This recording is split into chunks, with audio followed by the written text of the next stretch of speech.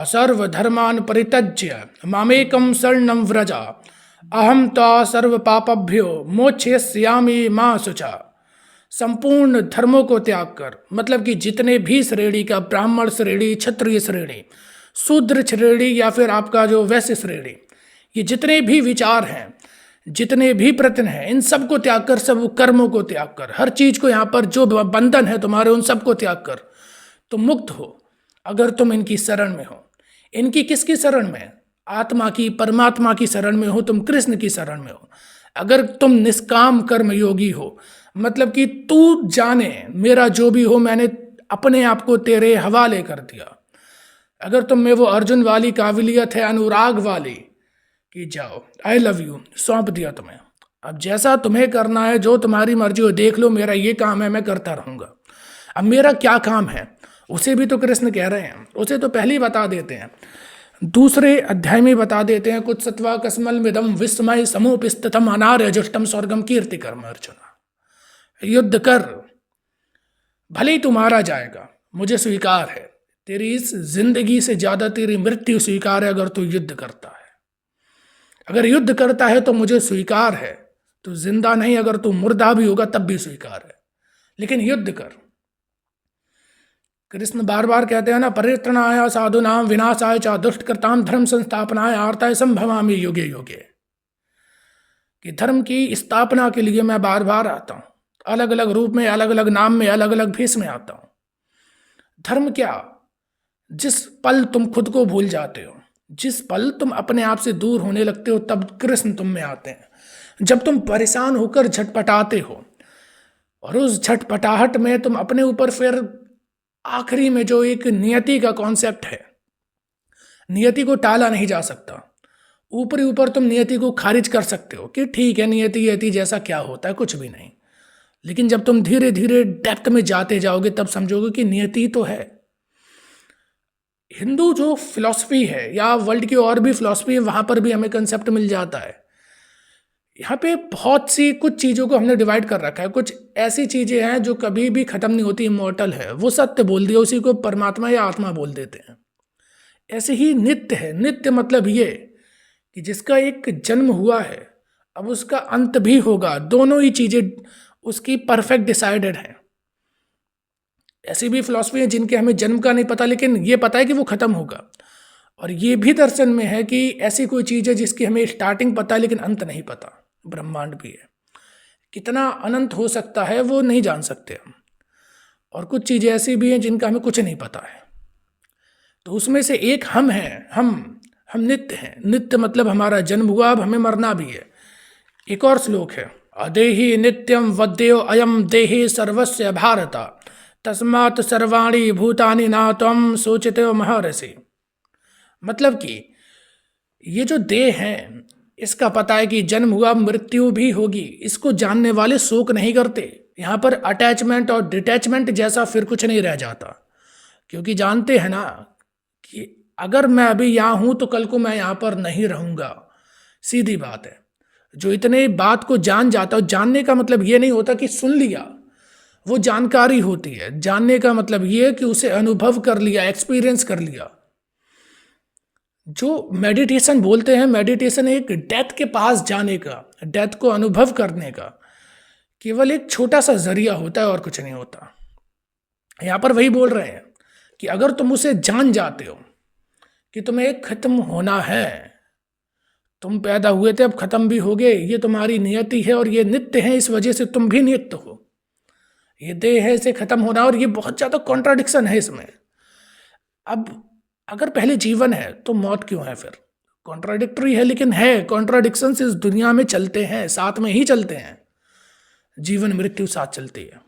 वही यहाँ पे कृष्ण भी कह रहे हैं। और आगे आके जो सब लोग परेशान हो जाते हो ना कि अब क्या करें, ऐसा हो गया, वैसा हो गया, इसके आगे क्या होगा, एक और श्लोक पढ़ के सुनाता हूं तुम्हें।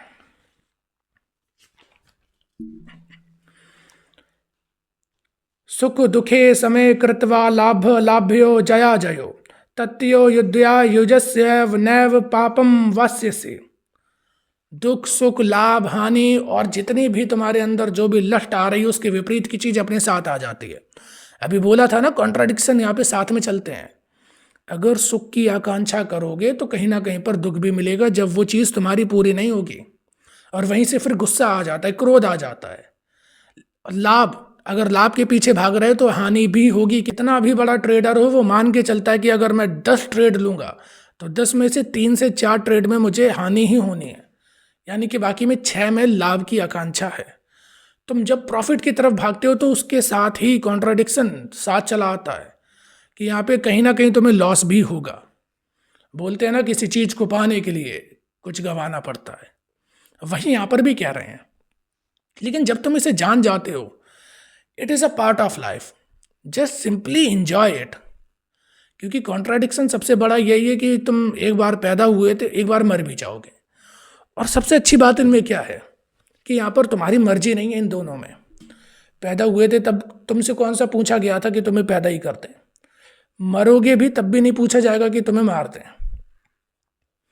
दोनों में बड़ा ही कॉन्ट्राडिक्शन है। लेकिन जब तुम इसे समझ जाते हो, जान जाते हो, जानना मतलब अनुभव कर लेते हो, तो तुम्हारे अंदर से जो भय है वो खत्म हो जाता है।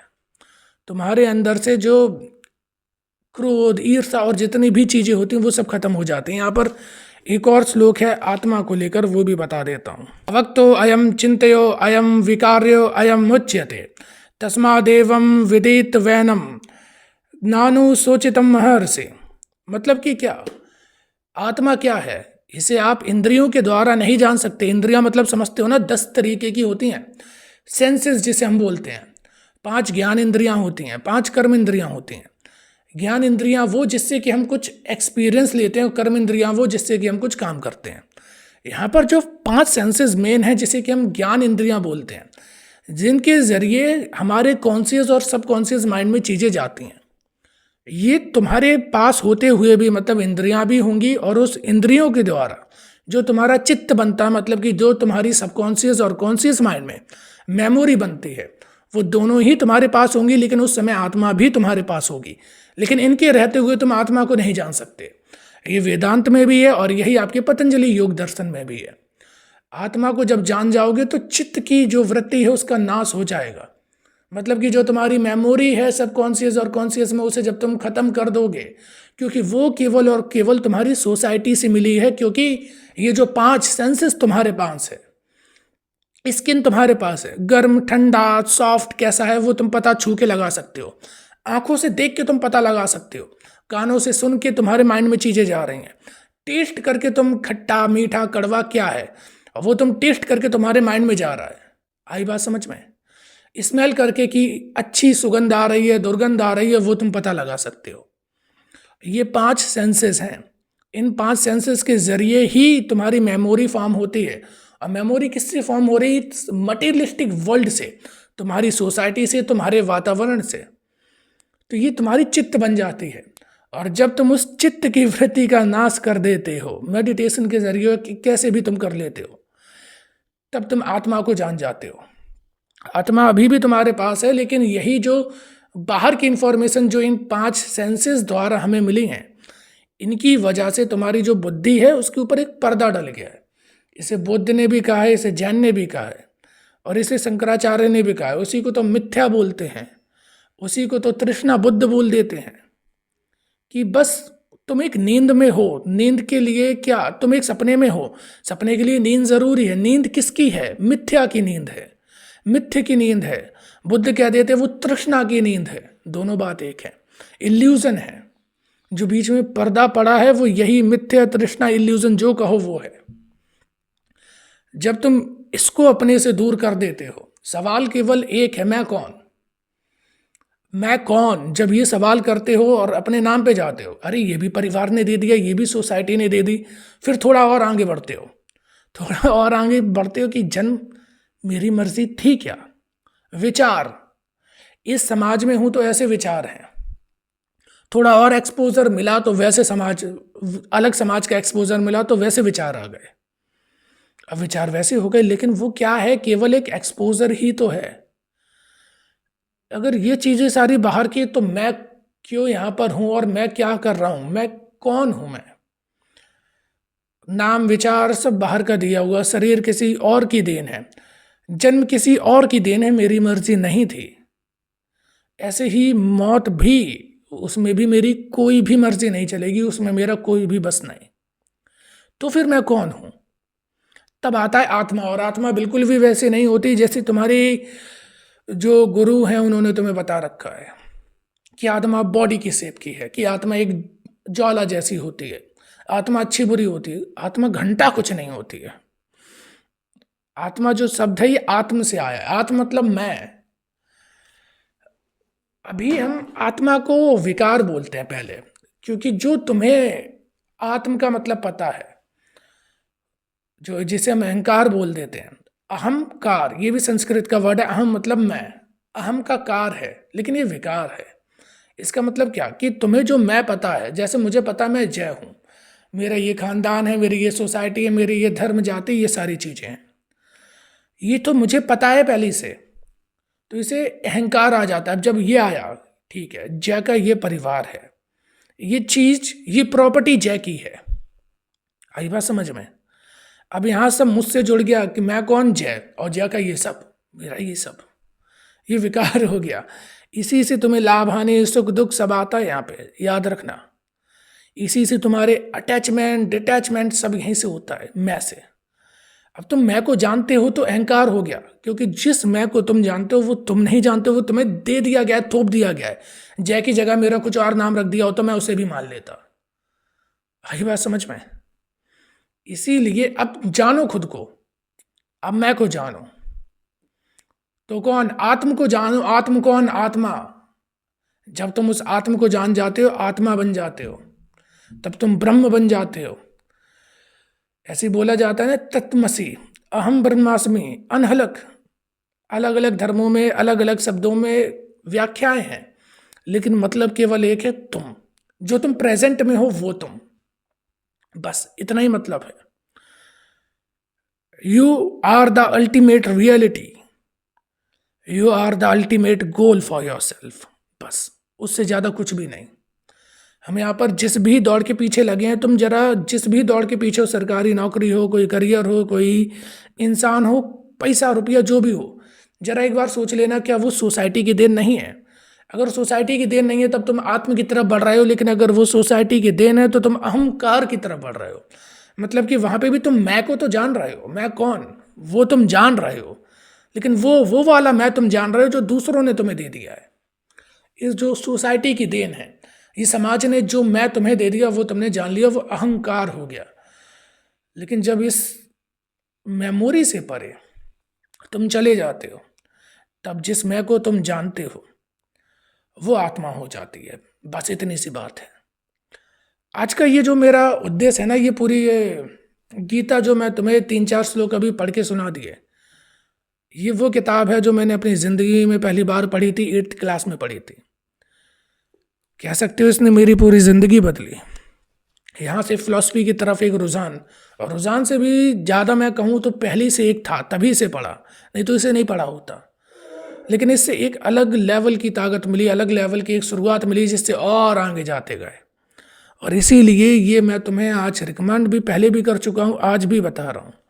आज भी ये किताब मैं तुम्हें देता हूँ, इसे पढ़ो। बेसिक है, लेकिन समझने में बहुत सारी चीज़ें आएंगी। और ये प्रश्न जो सीरीज़ है उसका लास्ट एपिसोड है। इस सीरीज़ में मैंने तुम्हें बहुत कुछ दिया है, बहुत कुछ। और आखिरी एपिसोड था तो मुझे कुछ ऐसा देना था जो बहुत तगड़ा हो।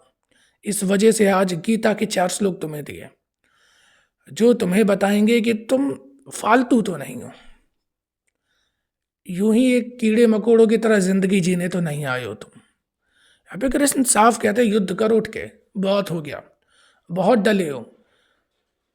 जीना मन अपनी बस में नहीं था, मरना भी अपने बिल्कुल भी बस में नहीं, बिल्कुल भी कंट्रोल में नहीं है।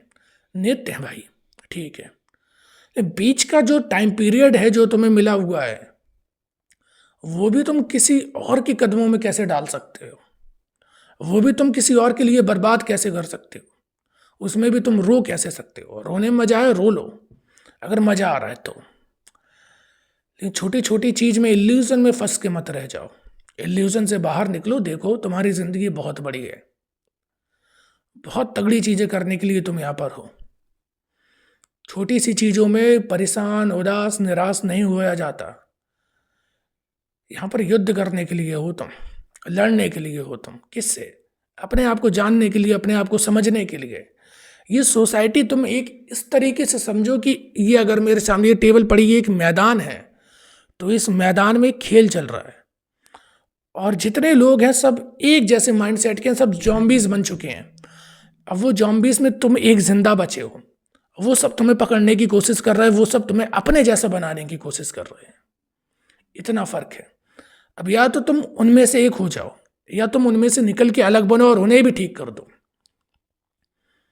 क्योंकि यहाँ पे तुम्हारी जिंदगी का कोई भी उद्देश्य नहीं। तुम्हें लगता है कि अरे भगवान ने मुझे इस काम के लिए चुना, घंटा 9 अरब की आबादी में तुम्हें ऐसा कैसे लग गया तुम इतने स्पेशल हो, तुम्हें चुन लिया गया है। यहाँ पे कोई भी तुम्हारा भाग्य विधाता नहीं, यहाँ पर कोई भी तुम्हारा चयन करता नहीं। तुम्ही को अपनी जो भी डेस्टिनी जैसी भी करनी है वैसी हो जाओगे, पर तुम नित्य हो। अपने आप तुम्हारी बिना मर्जी के तुम पैदा हो गए थे, तुम्हारी बिना मर्जी के तुम मर भी जाओगे। 2 चीजें कंफर्म है। बीच का वो ईश्वर ने तुम्हें बांध नहीं रखा है, करो जो तुम पे करता बने। अब उसे भी उसके ऊपर मत डाल दो कि अब ये तुम जानो तुम देखो। उसने तो कह दिया कि तुम निष्काम कर्मयोग करो, जो कर रहे हो करो करो, फल की चिंता मेरे ऊपर छोड़ दो, तो तुम ये सुख दुख से निकल जाओगे। केवल इतनी सी बात समझानी थी मुझे, और आज ये आखिरी एपिसोड और आज इस सीरीज को मैं ख़त्म करता हूँ। और ये एक बात अगर तुमने अपनी ज़िंदगी में जान ली, फिर बोल रहा हूँ, जानकारी नहीं, अनुभव करी, अगर एक्सपीरियंस करी, ज़िंदगी बदल जाएगी तुम्हारी।